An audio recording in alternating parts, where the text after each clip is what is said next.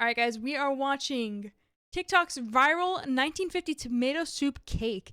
Is this the one with the gelatin?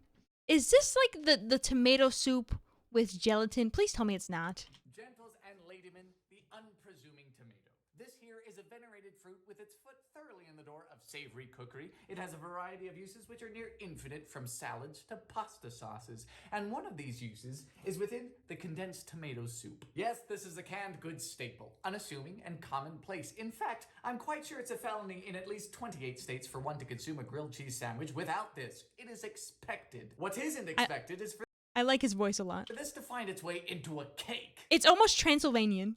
Yeah, boy. That's right. In mid-century America, Right, that's the word Campbell's for it. Corporation decided it would be a good idea to broadcast to the nation at large that Campbell's tomato soup could be a featured presentation within the dessert cake. Not No only gelatin? That, but that you at home could and should make one. Now, while this Thank specific God. recipe does come from 1950 itself, it's quite hard to date the Campbell's tomato soup cake because it's had so many iterations. Starting in the 20s. Wait a minute, hold on. We're going back to the photo. It's a loaf? It's a loaf? It's quite hard to date the Campbell's tomato soup cake because it's had so many iterations. That's Starting insane. in the 20s into the 30s and the 40s, this has been the secret ingredient in many spice and fruit cakes. And the Ugh. Campbell's website does actually have a great history page on the origins of their Campbell's tomato soup spice cake, which is the variation of this cake which is proven to have the most lasting power. Now, we shouldn't speak about the tomato soup cake without first speaking about recipes in advertising, because in my humble opinion, that's the reason why this exists. The basic notion is that a recipe as an instruction could be utilized as an advertisement. Monetized, essentially. Deep South peanut pie. What is that baby doing in the advertisement? I know this is not related, but I can't help but look at this little devious baby's face.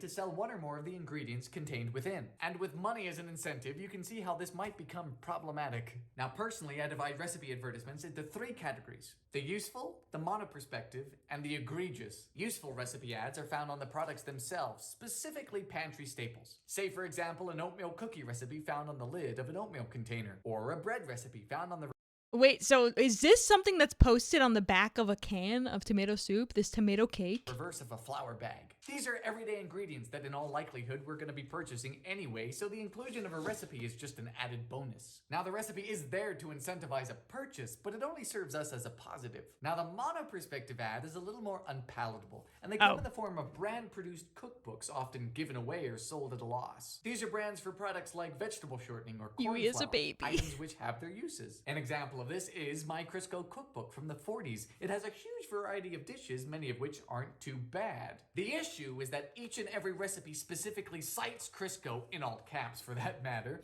and each recipe was written with Crisco in mind. The book omits the fact that many of those lunches, dinners, and desserts would taste a whole lot better if one would just use butter or another cooking fat. It is mono-perspective. In fact, these recipe advertisements needn't come from a singular company at all. Take, for example, this: proven recipes showing the uses of the 3 great products from corn by the Corn Products Refining Company. This is just an interest group mafia of corn companies vying to make their cash crop dominant by utilizing this advertisement cookbook as part of their armamentarium to make America open their eyes to the fact that there are more uses to corn than we realize. As a matter of fact, Fucking love corn.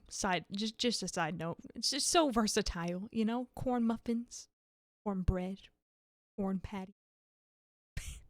this right here is a historical It's like a close second to potatoes. It's just like another great vegetable, you know? Top tier. S tier vegetable. functional stepping stone example, giving us an inclination as to what the Corned future was beef going to be. meatloaf. Namely, Exactly. the See, ubiquity of Chad corn gets syrup it. and high fructose corn syrup. And Corn syrup. You know what I mean? American food goods today. Spitting They are facts. convincing. And finally, we have the egregious recipe ads. These are far-fetched, bad, wacky ideas that Now I'm hungry for corn muffins. I'm sorry. Me too, though. Me too. We could be hungry together. have no place in your kitchen or on your plate. An example of this is the infamous Joys of Jell-O cookbook. Jell-O has no business being a No!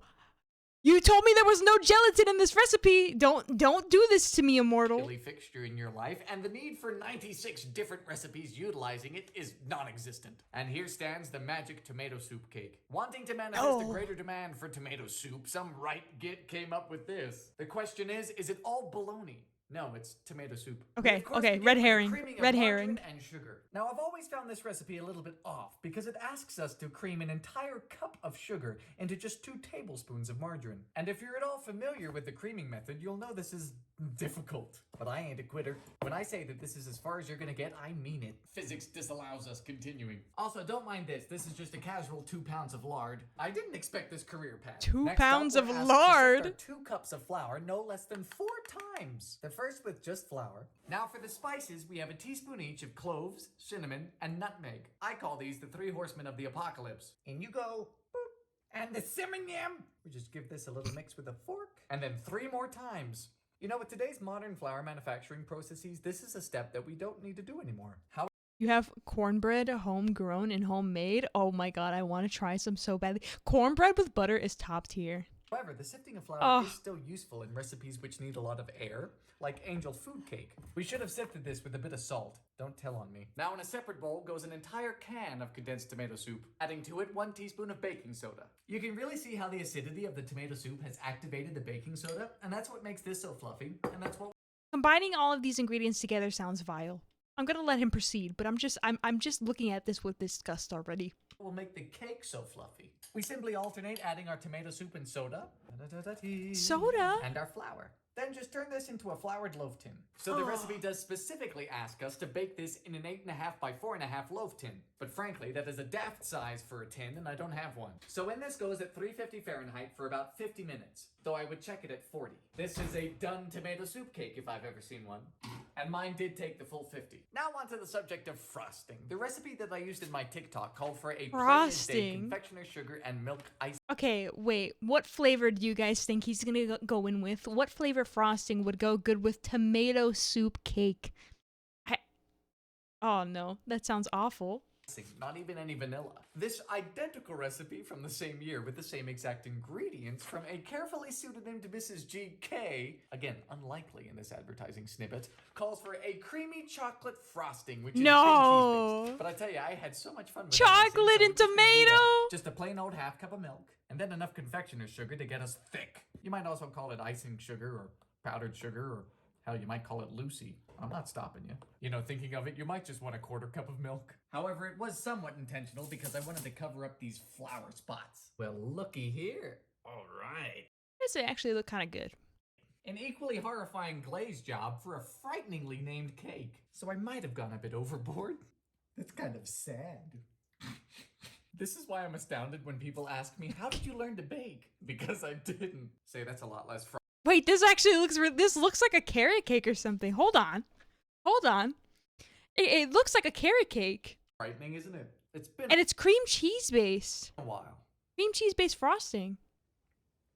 This might be good. It's just crazy. On one hand, your mouth thinks it tastes like chocolate, which is bizarre to understand. But on the other hand, and perhaps more importantly, is that you don't taste tomato soup. And that is a huge constituent of this cake. Condensed. It's one of those things where I wouldn't go out of my way to bake it, but you should bake it at least once to surprise some dinner guests. Serve it for dessert at a dinner party, and then at the end you say, "You'd never guess what's in that cake." It's a party trick. So friends, it's been a few days, and within those few days, I got to thinking. So it didn't even taste like tomato soup. The tomato soup cake just tastes like a regular cake.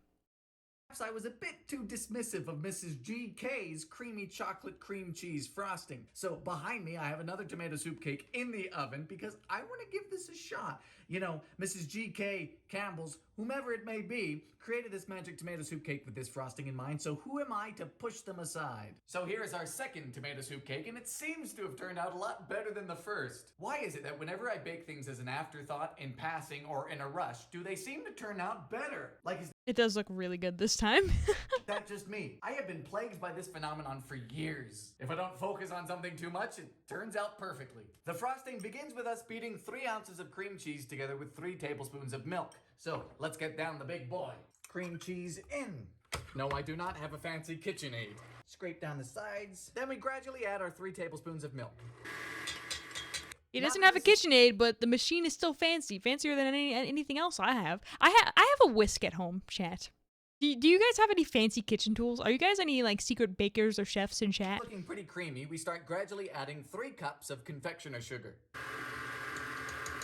So this has made quite a lovely and thick cream cheese frosting, but now on to chocolate. And it's here where we run into some trouble because the recipe asks for 2 squares of bitter chocolate, and there isn't a nation on earth that I'm familiar with I bake by hand. I'm not weak. I have neither. You just whisk with the fork and call it a day. that upholds a square as a unit of measurement, so we are left to ponder how much they want. Now I have a bar here of bittersweet chocolate. It's not bitter nor sweet, hence the name. Each individual rectangle is 1/4 of an ounce, and I don't think Mrs. GK means just 2 of those, meaning half an ounce. I think Mrs. GK must mean 2 half-ounce squares, which would be, of course, an ounce. But that doesn't seem like a lot for chocolate frosting, does it? But then doubling that seems a little bit too much. So we're gonna start with just an ounce of chocolate, melt that down in the microwave, and then go from there. In you go.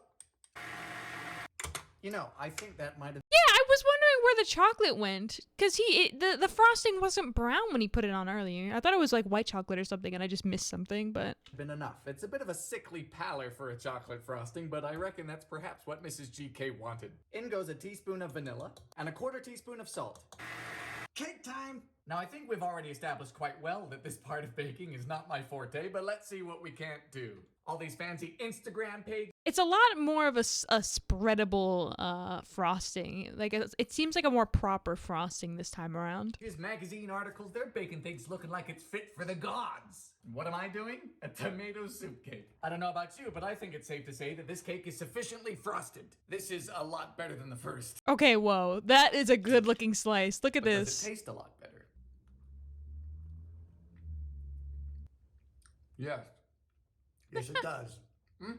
It goes perfectly with the tomato soup. I'm sorry for doubting Mrs. GK. So, although our tomato soup cake is aligned more with novelty than it is proper baking, I believe it has its place. It is a surprisingly wonderful combination of flavors that I think you should experience. So here's to that, and I'll see you soon. Okay, how many of you guys are making a chocolate cake after this? Or how many of you guys are making a tomato soup cake after this video?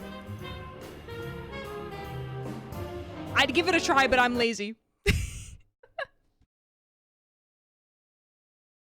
I want to try that. I kind of want to try it at least once in my life, you know?